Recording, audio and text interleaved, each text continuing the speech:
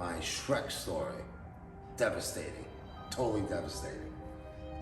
I remember, I think this really leads to important not to worry so much what people think.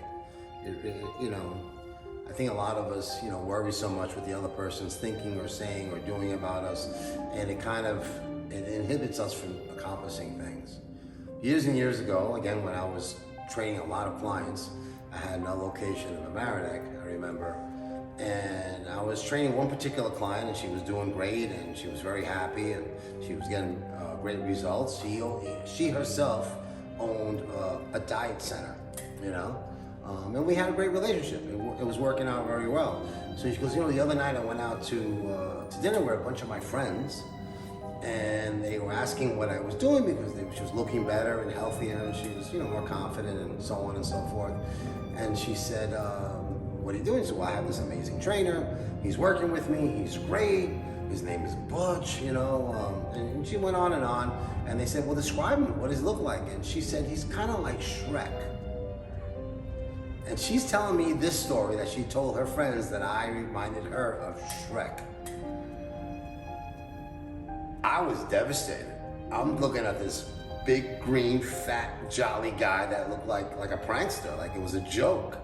This is a comedian, it's a cute little story and all that, but I'm like, she goes, well, you're big and strong and you're always happy, and that's what I thought about it. But I'm thinking in my mind, if I remind you of Shrek, oh my God, how terrible do I look? How terrible do I feel? And I literally drove home that night with tears in my eyes that it affected me so much. And I couldn't do much of anything for the next few days. I was totally blown away that somebody can compare me to Shrek. Here at that point, I had won many bodybuilding titles. I had won jiu-jitsu titles, powerlifting titles, and here you're telling me I look like Shrek? I act like Shrek?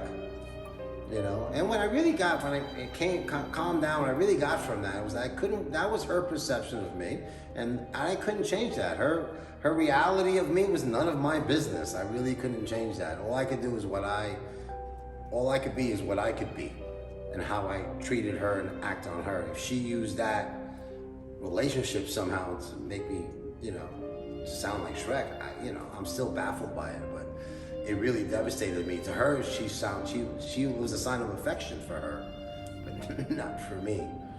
So what I really got from that is not to worry so much what other people think and say about you, is to have your own positive image about yourself and keep moving forward. And if there's something about you that you don't like, work on it. You have to be a realist. You have to be honest. You have to look at yourself and be honest, and be around the right people that can be honest with you as well. So she looked at me. I was heavy at the time. And I had somewhat of a pot belly at the time. So I knew I had to change that immediately. So I used that as more motivation to get back into the gym, start eating right, because I thought since I was bodybuilding champion, I could do what I want, and I knew I could get back in shape right away. But that's not true. I still got to put the time and effort. I got to eat right. I got to do the cardio. I got to do the training. I have to do that, and that still takes time. Nobody has that magic key that you say, okay, tomorrow I drop the weight and that's it, and I'm right back to I blink my eyes and it's all fixed. You have to put the work in. So I put the work back in. But I wouldn't have done that if it wasn't for the Shrek story. Imagine Shrek? Shit. I'll talk to you guys soon.